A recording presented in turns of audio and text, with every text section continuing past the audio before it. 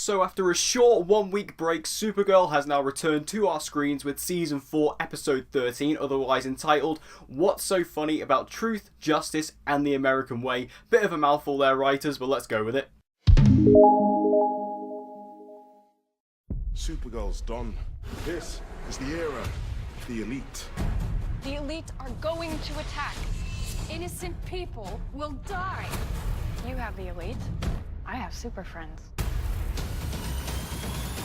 So out the gate, I just want to talk about one of my favourite things about this season and one of my favourite things about this episode, and that is the character of Manchester Black, played by David Ajala. I think that this guy is so good in this role. He's so charismatic, he's so fun, he's so likeable, especially because this guy's a villain, and he's so likeable as the villain. I just think that he's really playing up this role and just chewing up the scenery. He does a great job in this episode. He gets a new hairdo in this episode. We get to see him with purple hair, which is very reminiscent of the comics. I didn't think they were going to go there, but they did, and it actually works really well. It's something in my head that I thought would be really silly, but it actually works really well on screen, and I loved seeing that. And he gets his proper Union Jack, like bulletproof Kevlar vest as well in this episode, which looks really cool and just adds more to the Manchester Black look. Like, he looks very comic book accurate, which, you know, but a very realistic version of comic book accuracy. So I really love everything they're doing with Manchester Black, and like I say, the performance from David Ajala is really good. His line delivery is fantastic. The way he performs the role, the way he says certain lines. Like, there's a particular line in this episode where he's doing like a public service announcement on a camera, and he simply says the word "what," and it's the way it's delivered, it's so nuanced in a way that it comes across really well, and I just love that line. And again, just David Ajala overall, he's one of my favourite things about this season. I'm loving his story, I'm so invested in his character, and I can't wait to see what they do with him going forward.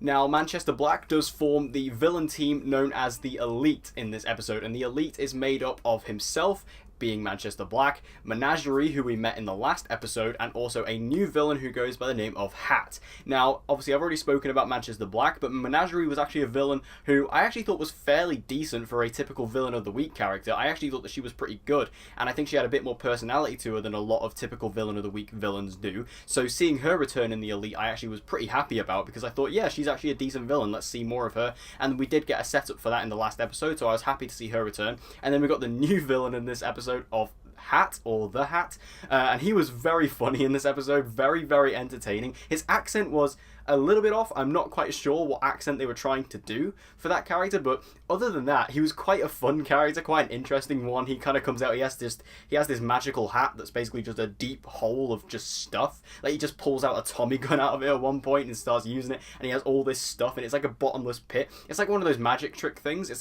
like that.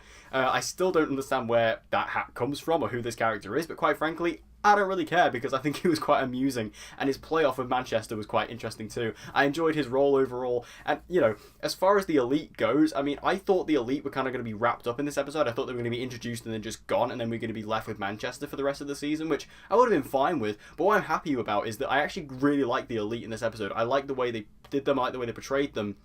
And it seems like by the end of this episode, we're going to be seeing them return. And also, based on the promo for next week's episode, it seems like they're going to be a bit more of a more violent force, which I'm excited to see. I'm excited to see how this story develops with Manchester, not only just Manchester, but like I say, the Elite as well. Now, Ben Lockwood is now out of prison. You know, we're going to talk about one of my favourite things about this season, being Manchester Black, to another one of my favourite things, and that is Ben Lockwood, aka Agent Liberty. He is now out of prison, as we saw in the last episode, and he is now kind of just, you know, getting back on his feet and reaffirming back into life, reaffirming back into the role of Agent Liberty. And he is basically going around, basically just moping around, not quite sure what to do with himself. And he gets a bit of a reality check when he realises that the Children of Liberty are not really that keen on following Ben Lockwood anymore, because he's not presenting himself as this, you know, scary leader force, which he was in the early part of the season. Like, if you remember back when we first met Agent Liberty, he was pretty scary just in terms of the way he dressed, the mask and everything, the voice. It was all like a big overbearing presence, and it's kind of lost that ever since he was outed as Ben Lockwood. And they actually bring up a good point. Like, one of the characters who's one of like the leaders of the Children of Liberty, he was saying, you know, people used to be scared of you. Like, you used to be scary, and you're not that anymore. You're just some, you know, guy who's gotten too big for his boots, essentially. And I thought that was actually quite an interesting point to bring up to Ben Lockwood, and this does kind of put him back into reality, where He realizes that people are starting to lose faith in him, people are starting to go in their own way, so he needs to step up back as the leader. He needs to become Agent Liberty again to reinstate his leadership, and he does that very much by the end of this episode, and it looks like Agent Liberty is once again going to become a pretty big villain for the rest of the season, which I'm happy about. I'm really kind of bittersweet with Ben Lockwood because I absolutely love him. Like, if you've been watching my reviews for Supergirl, you'll know I love Ben Lockwood. I think he's so good in this season, and I love Sam Witwer. But it's kind of similar to Adrian Chase, aka Prometheus on Arrow, where I love him so much, but I know he's only really going to be around this season. I can't quite see how he's going to live on as a character past this season. I'm not saying he's going to die this season. He might do, but I'm not saying that that's going to be the case. I mean, Adrian Chase, it was very obvious that he was going to die by the end. There was no real way he couldn't. But with this character, like, I don't know if he was necessarily going to die at the end of this season, but I can't quite see how he would carry on, which is a shame because I'd love to see him carry on past into season 5. I just don't think he will, but overall, again, I'm just loving Ben Lockwood. I love his story, and he is now working with the president. He is now working in government, so they're kind of doing this storyline now in Supergirl. They started hinting at it in this episode where they're playing off that the government is becoming very corrupt, and you could see that in the sense that the president hires Ben Lockwood on top of the satellite thing, which I'll get onto later. You know, it seems like the presidency, the government, the White House, it's all becoming very, very corrupt, and there are little hints towards that in this episode. It's kind of like a little seed planting that they're doing to set up this bigger storyline going forward. Now, one of the other storylines we have going on in this episode is that we have Brainy and Nia training. They go to the Fortress of Solitude, and this was all really cool. It was nice to see, you know, Brainy and Nia finally training and actually getting her into a hero position that we've been waiting for a while now. And I like the fact that Brainy was training her, because Brainy is kind of the most experienced hero, even more so than Kara. Like, he is obviously an incredibly intelligent AI, but also he is a member of the Legion, he's from the future, he's done a lot of stuff. So I like the fact that he's training her, and I like the fact that Brainy was actually really smart in this episode, because Nia starts asking loads of questions about, you know, her descendants in the future and things like that, who Brainy is aware of, and he's saying, you know, we'll create a time paradox. Unlike Barry Allen, Brainy knows the consequences of time travel and knowing about your future before you're supposed to know it, so props to Brainy, he knows what he's doing. So that then leads us into the big sort of final crescendo of this episode, where we see there's this satellite which is actually being designed by the government to take down any aliens who are coming to Earth.